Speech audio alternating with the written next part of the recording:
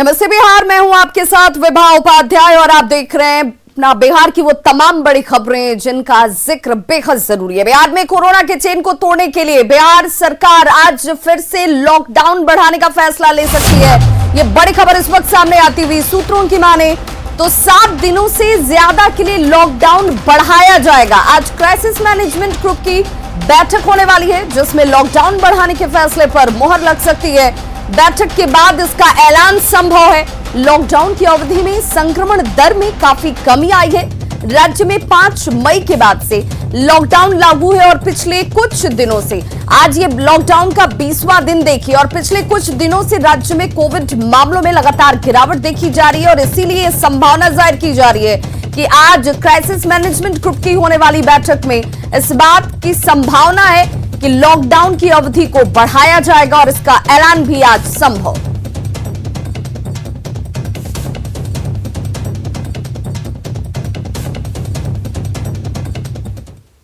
बिहार सरकार ने लॉकडाउन के दौरान मंत्रियों को यात्रा से परहेज करने का निर्देश दिया है। मंत्रियों के निजी सचिवों को लिखे पत्र में सरकार ने कहा है कि मंत्रियों की यात्राओं से जनता में गलत संदेश जा रहा है। देखिए, मंत्रियों को यात्रा करने से परहेज करना चाहिए, ये कहा गया है।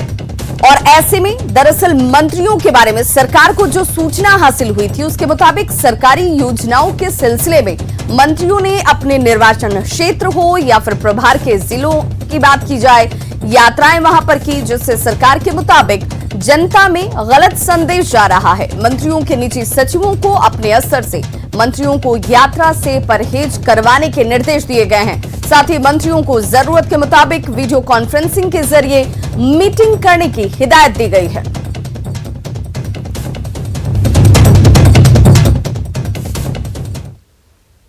तो देखिए, बिहार में लॉकडाउन लागू है और इसके बावजूद कई लोग नियमों की अनदेखी कर रहे हैं। लापरवाही की तस्वीरें भी हर रोज सामने आ रही हैं।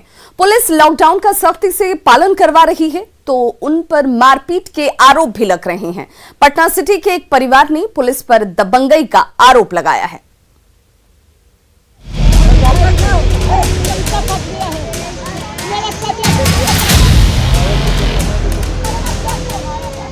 एक बार फिर लॉकडाउन के दौरान सख्ती के नाम पर पुलिस पर दबंगई का आरोप लगा है। नालंदा से शादी समारोह से लौटे एक परिवार ने पुलिस कर्मियों पर बेवजह परेशान करने का आरोप लगाया है।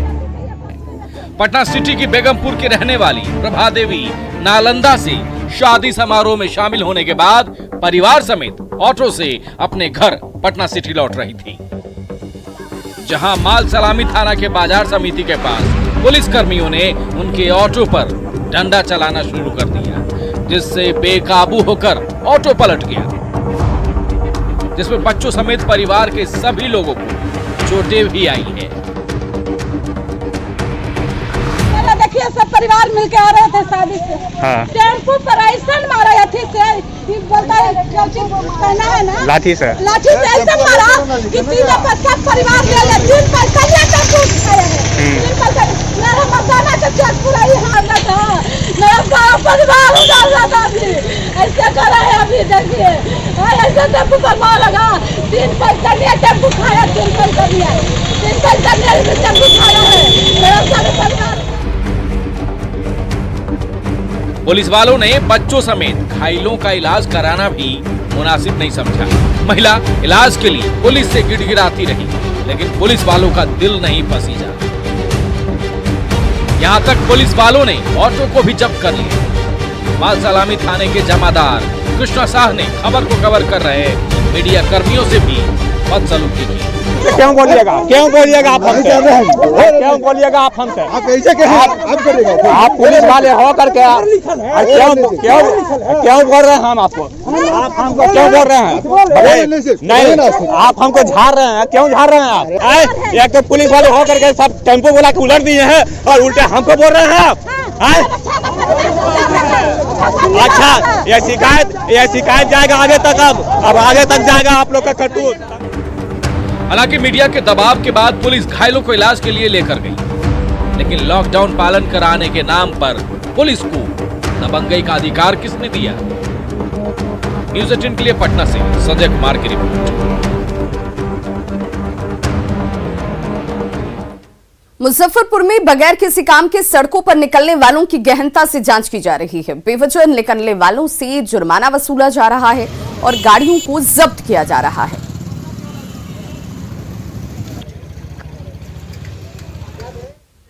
हाँ, वही तो देख रहे हैं, वही हम जांच कर रहे हैं, अभी देख रहे हैं। किसी को तो घर वैक्सीन लेके आ रहे हैं तो वो तो ठीक है, जेन्युइन है।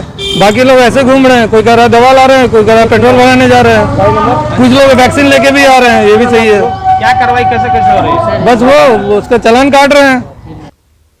तो देखिए, कोरोना पर लगाम लगाने की तमाम कोशिशें की जा रही हैं। लॉकडाउन के जरिए इस मिशन में काफी हद तक सफलता भी मिल रही है, लेकिन समाज में एक तबका अभी भी ऐसा है जो जानबूझकर कोरोना से खिलवाड़ करने पर आमादा है।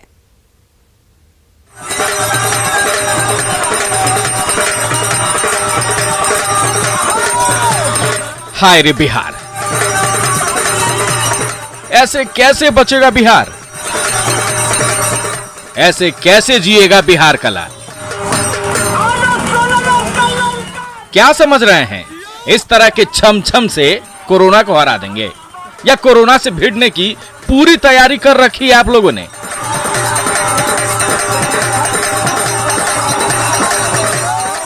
ठीक है कि शादी है, बाराती है, लेकिन संकट के इस काल में शर्तों के साथ जश्न मनाना था ना। समझाए तो थे पुलिस वाले कि थोड़ा सजग रहें तभी सुरक्षित रहेंगे। नहीं सुने थे तो सुनिए फिर से।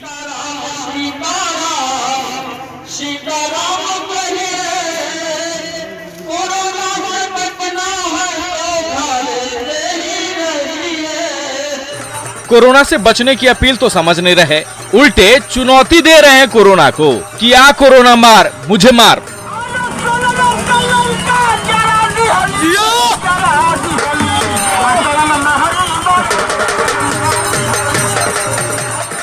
अब सरकार की शर्तों को तोड़कर जश्न मनाए हैं तो सजा भी होगी ना। वायरल हो गया है जनाब आप सबों का वीडियो, जिसे डीएम ने भी संज्ञान में ले लिया है। अब जश्न का जवाब तो देना ही होगा।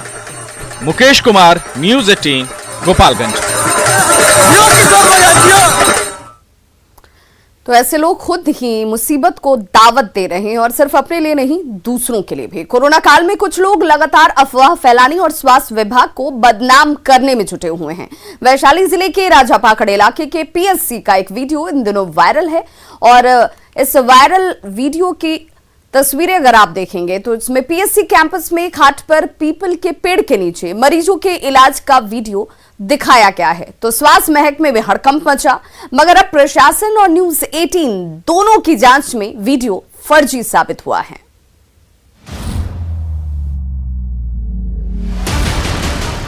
एपीएचसी कैंपस में खाट पर पड़े मरीज और पेड़ से टांगकर स्लाइन चढ़ाने की ये तस्वीरें जिस किसी ने भी देखी, वो बिहार की स्वास्थ्य व्यवस्था पर सवाल खड़े करने लगा। मगर अब वीडियो बनाने वाले ही कटघरे में खड़े हैं, क्योंकि वैशाली जिले के राजापाकड़ इलाके के चक सिकंदर प्राथमिक स्वास्थ्य केंद्र कैंपस के बनाए गए इस वीडियो से जुड़ा हर दावा जांच में झूठा साबित हुआ है। लोकल डॉक्टर को बुला के इलाज किया गया। ये सब फैब्रिकेटेड है, टोटल माने गलत है। जो हम जांच में पाई गई है ये गलत चीज है, सबका माने कि बनावटी किया गया है। दावा यह किया गया था कि एपीएचसी में डॉक्टरों के नहीं आने के चलते इलाज के लिए आए मरीजों का मजबूरी में एक झोला छाप डॉक्टर ने इलाज किया। उन्हें ऑक्सीजन के लिए पीपल के पेड़ के नीचे लिटाया गया, जहां स्लाइन चढ़ाई गई। मगर मामले की जांच के बाद प्रशासन की तरफ से जारी ये रिपोर्ट देखिए, जिसमें कहा गया है कि 19 मई को जिस दिन ये वीडियो बनाया गया, उस दिन स्वास्थ्य केंद्र इसलिए नहीं खुला था क्योंकि कोरोना के चलते यहाँ के डॉक्टर दूसरे अस्पताल में प्रतिनियुक्त थे। और जिन दो व्यक्तियों राजनंदन राय और विंदेश्वरी राय का स्लाइन के साथ वीडियो बनाया गया, मेडिकल जांच में पाया गया कि उन्हें ऐसी कोई बीमारी नहीं जिसमें स्लाइन चढ़ाने की जरूरत हो। स्थानीय मुखिया के पति इन्हें लाकर यहाँ खाट पर लिटा दिया और बगल में स्लाइन की बोतल टांग दी। ये वीडियो जानबूझकर गलत मंशा से तैयार किया गया। प्रयास कर रहे हैं खोलने का। करीब 19 तारीख एक फोन आया था, तो वही मैंने कि क्यों नहीं खुल रहा उसको दिखाने के लिए ऐसा किया गया। वहीं मामले की पड़ताल करते हुए न्यूज 18 की टीम ने जब वीडियो में मरीज के तौर पर दिखाए गए राजनंदन राय से बात की तो उन्होंने भी यही बात कही। मुखिया पति राजीव जी आ गए थे तो पूछल हमरा से जो पैसा से पता की बोलो वो जैसे बड़ा दर्द ले रहे हैं ओहे कोनो के बोलल थी एक तो बोलल थी से हमरा पानी चढ़ा देला के पहले बोतल पानी टांग देला और दूध गोली अपना भेज में से का कर देला अच्छा क्या देला चाहत की तकलीफ समय जब भी चला है आधा बोतल पानी चढ़ गए चाहे मत छूटी। अच्छा, इसका मतलब कि आपका जो पानी चढ़ाया था वो अस्पताल के कोई लोग नहीं चढ़ाया था, कोई बाहर के दूसरा लोग था? हाँ हाँ हाँ हाँ। और उस दिन अस्पताल बंद था? तो अस्पताल बंद था। सच आप खुद समझ सकते हैं कि क्या आधे घंटे जैसे तैसे स्लाइन चढ़ाकर किसी का इलाज किया जा सकता है। लिहाजा न्यूज 18 ने वीडियो बनाने वाले शख्स और स्थानीय मुखिया के पति राजीव रंजन की तलाश शुरू की, जो अब खुद को सही साबित करने के लिए इधर उधर की बातें कर रहा है। हम लोग गांव गवई में रहते हैं, हम लोग इस चीज को जानते हैं कि पीपल के गाछ ऑक्सीजन देता है। अभी जिस तरह का महामारी सर चला हुआ है कि अच्छे लोग ऑक्सीजन लेवल के कारण डेथ कर जाते हैं, अच्छे लोग, हम हो या कोई हो। हमारे दोस्त एक थे जवान, ऑक्सीजन के कारण मेरे साथ में मर गए। आखिर हमको महसूस हुआ कि नहीं, इनका ऑक्सीजन लेवल बेचैनी था। बिल्कुल हम समझ गए, लेकिन आपको नहीं लगता है कि एक अस्पताल प्रांगण जो बंद था उसके अंदर अगर इस तरीके से घटना घटेगी, कोई फोटो वायरल होता है, वीडियो वायरल होता है, तो सवाल अस्पताल प्रबंधन पे खड़ा होगा। तो इसके पीछे कुछ और भी तो मंशा हो सकती है, हम सीधा सवाल कर रहे हैं। देखिए सर, एक वो अस्पताल के छोड़ दी ना, सदर हॉस्पिटल में कल आप ही का टीवी के माध्यम से देखे हैं कि यहाँ एम्बुलेंस के लोग ठेल रहे हैं, उस पर तो सवाल खड़ा कम हो रहा है। किंतु हम गरीब को वहाँ ला करके घर के नज़दीक, मेरे पंचायत के नज़दीक में हॉस्पिटल है, जगह पूरा हवादार था, पीपर के गाछ था, हम इलाज करा दिए तो सवाल खड़ा हो ही गया। मुखिया पति के मुताबिक उसने कुछ भी गलत नहीं किया है, मगर हमारी पड़ताल में भी इसका कोई दावा सही नहीं पाया गया। आनंद अमृतराज, न्यूज 18 वैशाली। पश्चिम चंपारण के नरकटिया अनुमंडल में कोरोना महामारी फैलने से लोगों में दहशत है। अनुमंडल मुख्यालय के पास धूमनगर पंचायत में 10 से ज्यादा लोगों की मौत हो चुकी है। हालांकि कोरोना से सिर्फ 3 लोगों की मौत की पुष्टि हुई है, लेकिन बाकी लोगों में भी कोरोना जैसे ही लक्षण थे। करीब 14,000 की आबादी वाले इस पंचायत में समय पर जांच भी नहीं हो रही। ग्रामीणों का यह भी कहना है कि यहां जांच नहीं हो रही, जिससे हालात बिगड़ रहे हैं। इस पंचायत में 25 आदमी का है पूरे धूमनगर पंचायत में, जिसमें से कुछ नॉर्मल है और कुछ कोरोना का शिकायत था। क्या सिम्टम्स था उनको? यही सिम्टम यही था कि सांस लेने में थोड़ी बहुत तकलीफ होती थी, किसी का अचानक एकदम सांस रुक गया और मौत हो गई। तो जब जांच कराया गया तो लगभग 20-25 आदमी कोरोना पॉजिटिव था, लेकिन सभी लोग कोरोना का जांच करने से डर रहे हैं। कोरोना का ये स्थिति है कि लगभग इस गांव में अभी तक 15-20 मौतें हो चुकी है, जिनमें से 3 से 4 आदमी कोरोना पॉजिटिव से मौत। हॉस्पिटल में जाने से सब डर रहा है। यहाँ पे वो सेंटर रहता है तो आदमी जाके जांच कराता है। यहाँ जैसे आंगनबाड़ी है, चाहे स्कूल है, यहाँ वो सेंटर बनाना चाहिए जांच करने का। दवा का छिड़काव हुआ है? दवा का छिड़काव 2 साल में 2 साल लॉकडाउन लगे हो गया, कहीं दवा का छिड़काव नहीं हुआ। सैनिटाइजर कभी नहीं मिला, साबुन नहीं मिला, मास्क मिला। कोरोना की तीसरी लहर से पहले पूर्णिया में तैयारियां पूरी हैं। बाईसीपीएससी में ऑक्सीजन सिलेंडर और बेड मौजूद हैं। पीएससी में तैनात डॉक्टरों का यह कहना है कि बाईसीपीएससी में कोरोना से निपटने की पूरी तैयारी है। आदेश आते ही कोरोना मरीजों के इलाज के लिए 8 बेड का आइसोलेशन सेंटर बना दिया जाएगा। इसके अलावा 22 अनुमंडल के बिलगच्छी में कोरोना मरीजों के लिए सीएससी सेंटर भी खोले गए हैं। ब्रेक के बाद एक बार फिर से आप सभी का बहुत स्वागत है। कैमूर में एक और ब्लैक फंगस लक्षण वाले मरीज की जांच में पता चला है और 25 अप्रैल से पीड़ित की तबीयत खराब चल रही थी। निजी अस्पताल में इलाज चल रहा था और अच्छी बात ये कि मरीज का कोरोना रिपोर्ट नेगेटिव है। भभुआ सदर अस्पताल ने मरीज को बनारस रेफर कर दिया। मरीज बुखार, खांसी और शुगर से परेशान था और आंख में सूजन आ गई थी। बता दें कि कैमूर में अब तक ब्लैक फंगस के 3 मरीज मिल चुके हैं, जिसमें 1 मरीज की मौत हो चुकी है।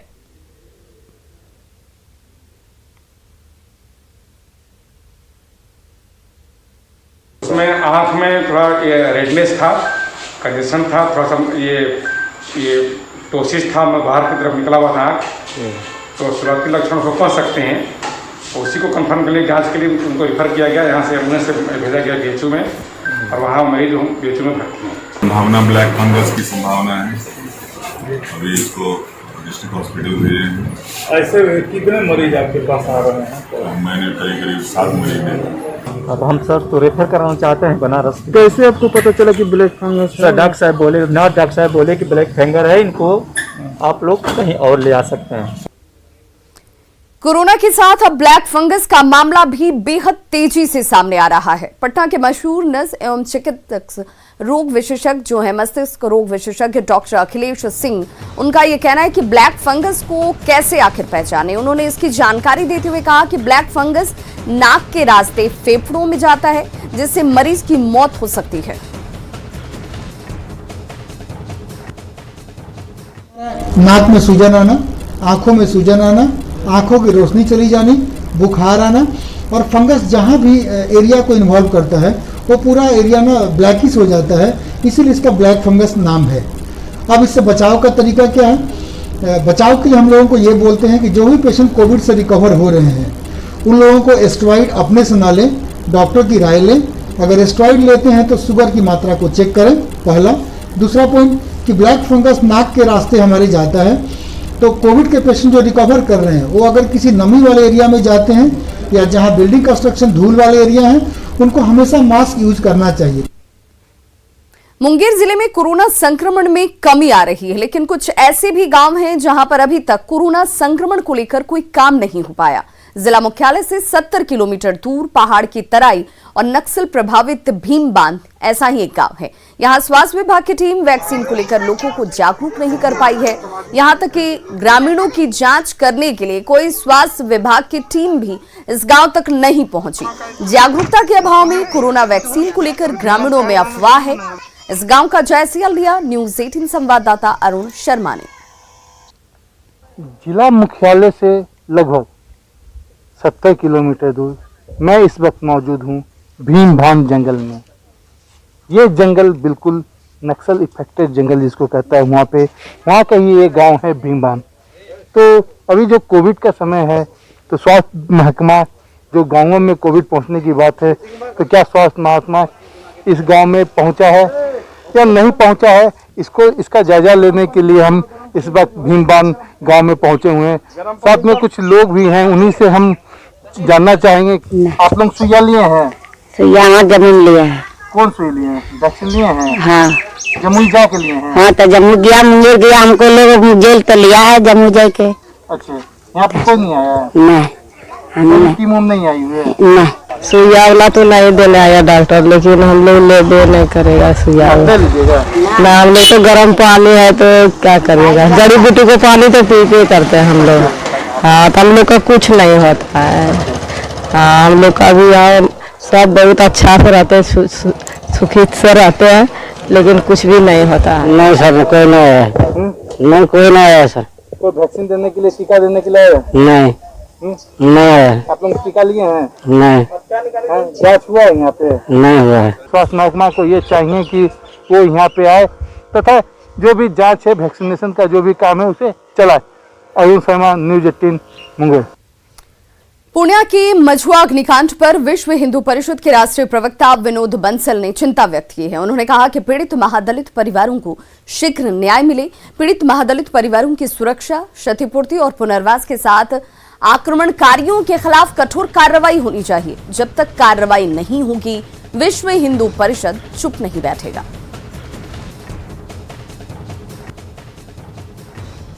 बुधवार की आधी रात को पूर्णिया के एक अनुमंडल में जिस प्रकार से इस्लामिक जिहादियों ने सैकड़ों की संख्या में इकट्ठे होकर के आधी रात को हमला किया और महादलितों की बस्ती को पूरी तरह से नेस्तनाबूद कर दिया। लगभग 20 से अधिक घर जल के खाक हो गए। एक मेवालाल राय नामक वहां का चौकीदार जो था, पूर्व चौकीदार, उसकी नृशंस हत्या कर दी, मॉब लिंचिंग कर दी। गर्भवती महिला लक्ष्मी तक को नहीं छोड़ा, उसका सिर फोड़ दिया, बुरी तरह से मारा पीटा। एक 3 साल का बच्चा दीवाना अभी तक लापता है। विश्व हिंदू परिषद का संकल्प है कि हम एक एक व्यक्ति को न्याय दिला के रहेंगे, चाहे कोई कितना ही बचाने की कोशिश करे। मानता हूं कि वहां हिंदुओं की आबादी निरंतर घट रही है। हिंदुओं को पीड़ित और प्रताड़ित करने का काम ये इस्लामिक जिहादी कर रहे हैं, लेकिन हम चुप नहीं बैठेंगे। खबरों का सिलसिला लगातार जारी है, आप देखते रहिए न्यूज़ 18 बिहार झारखंड।